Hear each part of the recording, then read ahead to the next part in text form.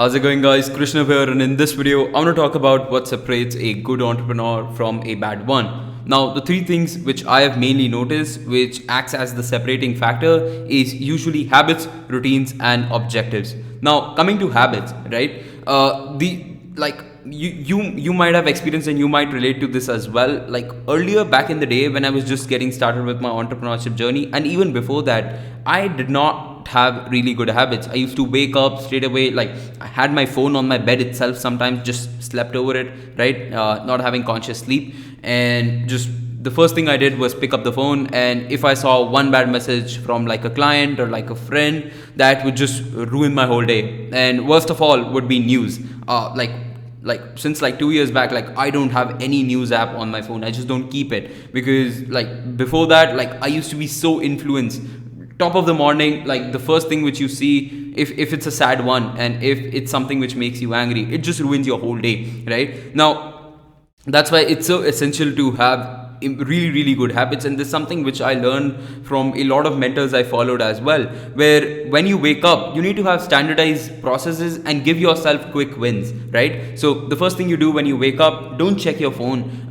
Make your bed as the first thing you do. And if you go to gym at the in like morning, then do that, right? Or just take a shower. Give yourself those quick wins easily, so that you're ready and fresh enough for the day before you actually use your phone, right? And even if you do, right, give it some spacing. Immediately when you wake up, do not touch it, like, because you're not even fully aware of your surroundings at this point. And if the first thing you see is something sad or like something which is negative in any way, it genuinely does affect the next 24 hours and beyond as well for you. So don't do that. And like another quick win, like which you could do, like for me, when I wake up, the first thing I do is drink like a good bottle of water. I have it right here.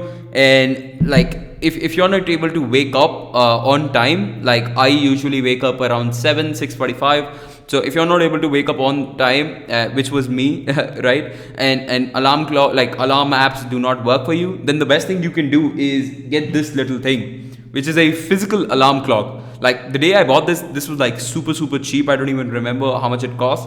But like the day I got it, my routine has been on point, because this is a physical clock which I keep at the end of my room, opposite to where I'm sleeping, and I have to physically wake up and go and turn it off from back here, right? So it makes me it compulses me to go ahead and wake up from my bed, or else I'm just gonna hear this naggy sound throughout.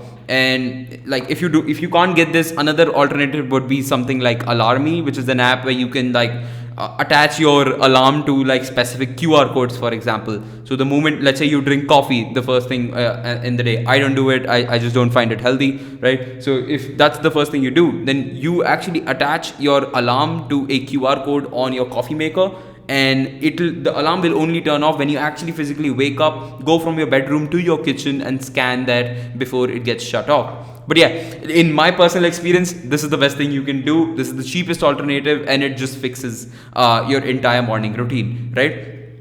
And the second thing is, again, like with routines, speaking of routines, have a standardized process.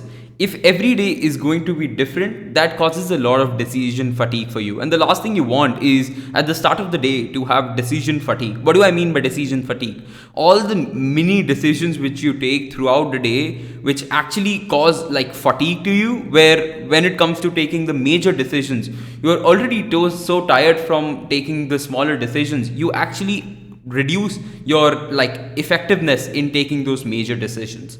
So if you're just starting out your day, just wear the same clothes. I wear these plain shirts, plain t-shirts, so like plain apparel every single day, plain shirts and t-shirts both. And like I have this set way of wearing these clothes. I don't care about going and standing in my wardrobe, checking what I want to wear and trying three different things. That's a lot of decisions to make at the start of the day. And this is not where my core focus should be, especially when I'm building something, when I'm building a business, right? So when you're starting out, have a set routine. Hey, I'm gonna wake up, let's say at 7. I'm gonna have 8 hours sleep. Sleep is super important, guys.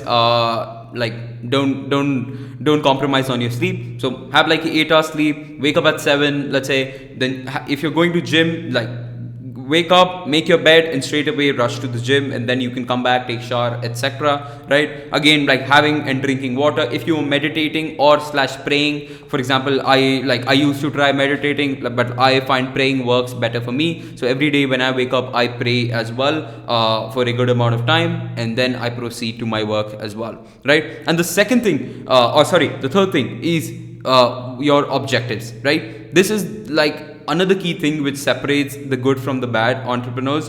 And by objectives, I mean being really, really clear on what you're supposed to do on one given day, right? So if your goal, let's say you're an agency owner, if your goal right now is to sign clients, right, then you need to know how many meetings you need to book in one day to get X amount of sales, and how many messages or emails do I need to do throughout the day to get that amount of meetings, and how many hours will that take, how do I need to go about it, right? Have a very standardized way, and anything else is a distraction. So if you already know that you need to write personalized emails or record Loom videos to potentially book meetings with clients, then that's where all your focus should go, at least at the start of the day, or I would say throughout the day before you go in your downtime, right? Make sure those objectives are completed first before you move to something else. And if you get distracted by something like, hey, I need to fix this payment processor on my website, I need to add this new widget to my website, these are all low priority tasks. These are not what are going to get you your clients in. What's actually going to get you your clients is going ahead and reaching out, doing your outreach numbers every single day. And it's not about just doing it one day, right? I made this mistake a lot, and you need to have this self-commitment where you realize that this is not about doing it just one day and then going back to your old habits. It's that's a waste of time, guys. So it's about doing these things every single day. For example, going gym one day for 9 hours is not going to change your body, but going every single day for even 30 minutes would do the difference for you. So it's more about consistency, and over the period consistency plays out, and it increases in the a inclined curve, and you actually see the results, right? So these were the three things which I wanted to cover. If you have any other questions, just feel free to drop them below. And I have a free group for agency owners on Facebook where I do a lot of live trainings. So if you want, you can join that from below as well. It will be linked in the description. But yeah, that's basically it for this video. Hope you found some value, and I'll see you in the next one. Bye-bye.